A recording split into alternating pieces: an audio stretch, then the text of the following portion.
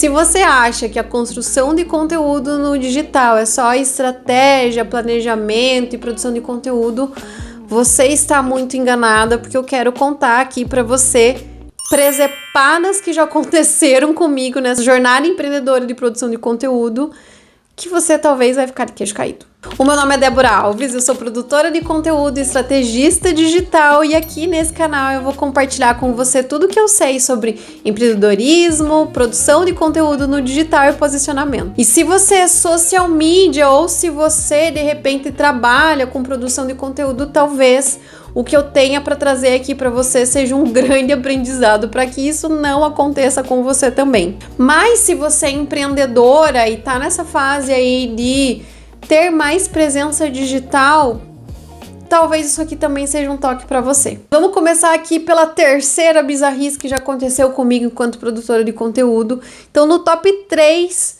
ficou um cliente que eu tive lá por 2015, 16.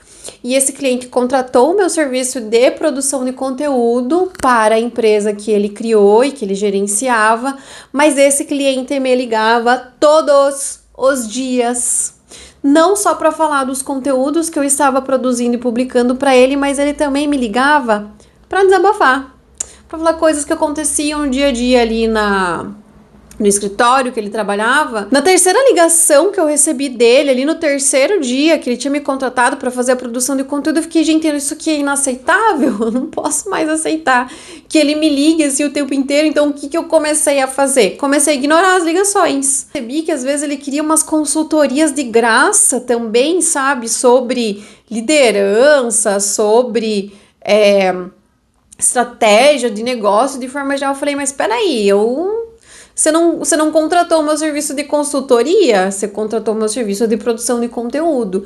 Então teve um momento que eu tive que me reunir com ele, né, com agenda fechada para esta reunião, porque ele me ligava a qualquer momento do dia.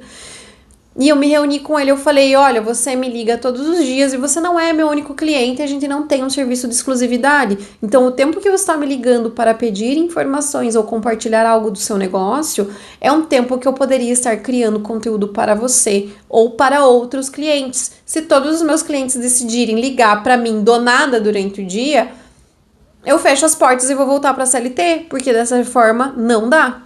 Então, eu tive que chamar a atenção desse cliente sobre isso, ele entendeu o que eu quis dizer, mas na semana seguinte ele voltou a me ligar assim do nada, sem avisar, sem mandar mensagem. Eu não atendi, vi o celular ali, né, tocandinho, olhei até desligar, não atendi. E aí foi um cliente que eu demiti. Então fica aqui o aprendizado, às vezes a gente precisa demitir clientes que não entendem a nossa forma de trabalho, e isso me deu uma paz espiritual muito grande. Agora o top 2, que é a cliente caloteira. Aconteceu entre 2017 e 2018. Esta cliente caloteira, eu fui até a empresa dela, tivemos uma reunião. Eu elaborei um planejamento de comunicação para ela, elaborei toda uma estratégia, produzi todo o conteúdo para ela e entreguei esse conteúdo. E aí o que ela fez? Me mandou uma mensagem falando, muito obrigada por essa criação deste conteúdo, mas eu não quero mais. Um beijo. E o que acontece? Ela fez isso no dia do pagamento. Porque eu fiz o grande erro que hoje eu não cometo mais, e isso pode servir de aprendizado para você, que é fazer as entregas antes de receber o pagamento e o contrato. Então, uma coisa que eu não faço mais é isso, né? Criar conteúdos antes do pagamento. Não, primeiro a gente assina contrato, você faz o pagamento, depois do pagamento eu crio o seu conteúdo. Então, essa cliente me fez perceber e perder essa confiança, né, que eu poderia gerar com outros clientes, que é de entregar o material antes do pagamento. Então, essa cliente caloteira me fez passar muita raiva. Ela me bloqueou das redes sociais quando eu comecei a cobrar, falando, o material já está pronto, você já pode usar, né? Criei exclusivamente para você, você não me avisou com antecedência que você não ia querer esse serviço. Nós tínhamos um cronograma combinado, nós temos todos os nossos combinados aqui por mensagem, por e-mail. Então eu exijo o pagamento. Ela me bloqueou de todas as redes sociais e ganhei um grande calote e perdi uma grana. Agora vamos pro top 1, porque essa cliente quase me enlouqueceu. Também foi uma cliente que a gente acabou encerrando o contrato com ela, porque ela conseguiu quase me enlouquecer. Ela contratou o serviço de produção de conteúdo, fizemos reunião, fizemos estratégia, ela pagou, né, por esse serviço certinho, criamos os conteúdos e aí ela aprovou todos os conteúdos e aí na hora de publicar que deu todos os BOs possíveis e imagináveis. Primeiro a gente tinha colocado um conteúdo ali para ser publicado no dia 5 e ela falou, dia 5, não sei, não gosto muito desse número, é um número ímpar, é um número não sei o que, ele me remete a tal coisa, não me parece muito auspicioso que a gente publique esse primeiro conteúdo, né, desses 12, 15 conteúdos no dia 5, vamos pensar numa outra data. Pensamos numa outra data, mandamos para ela essa nova data, o que ela disse, mas é uma lua minguante.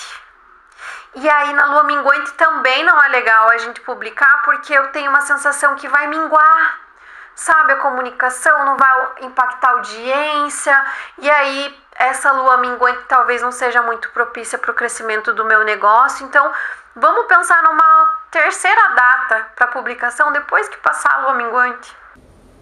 E aí passou a lua minguante, e aí apresentei uma terceira data de publicação do primeiro conteúdo que ela me disse, mas o mês está acabando, né? Então vamos deixar para o mês seguinte a gente publica esse conteúdo, que daí assim vai, a gente consegue aí programar todos esses conteúdos e aí a gente dá fluidez para todos esses conteúdos que já estão prontos aqui. Bom, o mês acabou, apresentei para ela uma quarta data de publicação dos conteúdos, ela até então tinha aprovado nessa nova data aí de publicação dos conteúdos, e adivinha o que aconteceu? O concorrente publicou poucos dias antes um conteúdo muito parecido com o que a gente tinha criado para ela, e ela falou, não vai dar para publicar esse conteúdo, porque o concorrente acabou de publicar um conteúdo muito parecido e vai parecer que a gente está copiando ele, então não vai rolar, não vamos publicar esse conteúdo não, vamos pensar em outra coisa aí pra gente fazer. E eu fiquei, pois é, esse conteúdo já está pronto há quase um mês e a gente já poderia estar na segunda leva de conteúdos a serem criados e publicados, mas está acontecendo tanta coisa para a gente publicar esse primeiro conteúdo, você está colocando tanto empecilho que, olha, eu vou fazer o seguinte, vou deixar todos os conteúdos aqui para você numa pasta, as legendas, o design, o cronograma, e a gente encerra a nossa parceria por aqui, e aí você publica esses conteúdos no momento que você achar melhor, porque dessa forma fica muito difícil trabalhar. E foi quando eu decidi realmente encerrar o contrato com essa cliente. Então, esses foram top 3 situações aleatórias, bizarras aí que eu vivi como produtora de conteúdo aí em 10 anos. Claro que 10 anos a gente consegue acumular muita história doida e bizarra de clientes, de mensagens, de ligações, de projetos surreais. Mas essas foram as 3 histórias que eu selecionei para contar para vocês. Deixa aqui nos comentários se você já viveu alguma situação parecida com essa com seus clientes. Quais foram os top 3 situações bizarras que você já viveu aí com clientes? Compartilha aqui comigo nos comentários. E se você ainda não me segue aqui então para receber mais conteúdos sobre empreendedorismo, jornada empreendedora, produção de conteúdo e posicionamento no digital.